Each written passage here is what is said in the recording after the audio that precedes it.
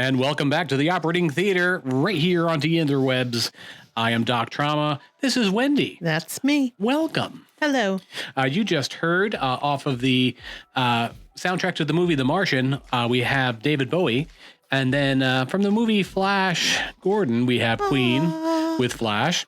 And then a special treat, astronaut Chris Hadfield with his cover of Space Oddity, songs from a tin can. He changed the lyrics on that song. Yeah, he did, so that they're not quite as depressing. Well, that is a depressing song. It is. And so we're continuing with our space themed first half here. But I also wanted to point out that this is the time for corrections. We made a few errors in the Oscars episode that we need to address, including one for what was our friend's name? Paul Thomas Anderson. Paul Thomas Anderson never actually did win an Oscar before the Oscars last night. It was his first Oscar, but he's been nominated before. Yes. Yes. Okay. Very good. So sorry about that. I'm glad you won. You deserve it. Absolutely. How was your Oscars party? It was fun. Yeah. Yeah.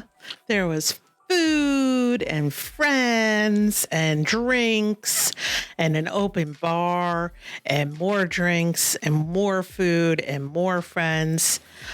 It was a good time. That sounds like a great time. It was. Did everybody's Oscar ballot get completely blown out by the fact that there was actually a tie?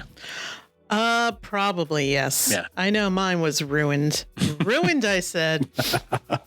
I'm sure, except for that one, you would have had a perfect one. We'll say yes and go with that. I wanted Sinners to win. Right. So, what do you think were the biggest surprises of the show?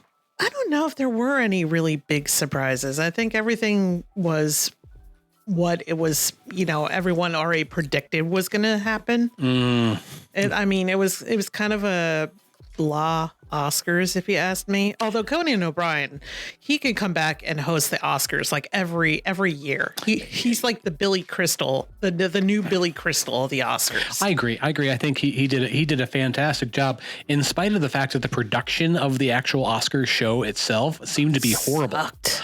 I was laughing. I said I've seen high school musicals with better production. It was than this. terrible. Because at one point they came back and they were like, "Yeah, I don't know what that's all about," and I was like, "Oh." Oh, are we live? Oh, right now? Oh, hey, like first I'm thinking, oh, this is a bit. It's like, no, it's not a bit. No, they really, really didn't know he was on the air. Yeah, it was really bad. Like, I don't know. Somebody should be fired. Yes. Yeah, somebody's never getting the chance to do that ever again. Yeah, it was pretty bad. Mm-hmm. Conan O'Brien was funny, though. Oh, yeah. Conan O'Brien's always funny. I liked his little skits with all the movies. Mm-hmm. For sure. It's always a lot of fun. Yeah. Okay, so we've got corrections out of the way and got my first 3 songs out of the way. All right, we've got 3 more songs that have a space theme. This first one, you probably most people don't know why this is a space themed song. It is Chapel Roan Pink Pony Club. Yeah, I think you have to explain. Yes, there is a tradition. For NASA, when they have our astronauts out there and they all go to sleep, they wake them up with a song. They broadcast a song throughout the spacecraft to wake up the astronauts at the end of their sleep cycle. Yes. And I still remember this very vivid memory of, I think it was one of the shuttle missions. Yeah. Where they used "Here Comes the Sun." And it was my first introduction to that song, and I was like, oh, I love this song. Ever since hearing them use that to wake up the astronauts, I thought it's like, oh, that's really cute. I love that. Anyway, and but this time they actually used the Pink Pony Club by Chapel Roan to wake up the astronauts.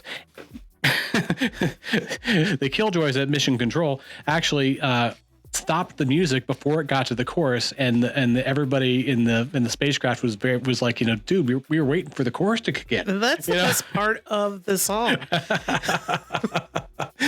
And but I'll forgive him. Forgive him. Yeah. So yeah, this is this next song you're going to hear, especially if you've actually hit autoplay like you're supposed to at the beginning, guys. And you did, didn't you? Didn't you? Didn't you? the next thing you'll hear is Pink Pony Club by Chappell Roan. And then we got a couple other songs lined up after that have a space theme that might be a little more Space. a little more obvious. Yes. We'll say that. Okay, so this is Chappell Roan, Pink Pony Club, Doc Trauma, and Wendy and the Operating Theater right here on the interweb. Yes.